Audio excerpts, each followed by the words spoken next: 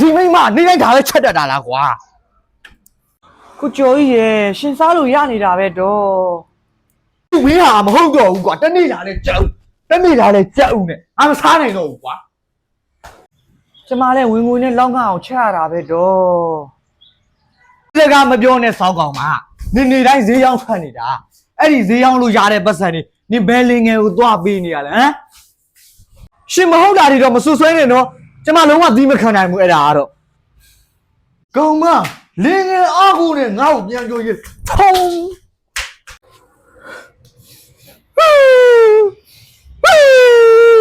ဟတော့ငါသားရဲ့မင်းမလဲနော်တရက်ဘာမဟုတ်မဟတ်တာနေနေရွယ်ပြဿနာရှာနေငါချွေးမလေးတနာပါတယ်ဟဲ့ဘာလို့နေစားနေတာ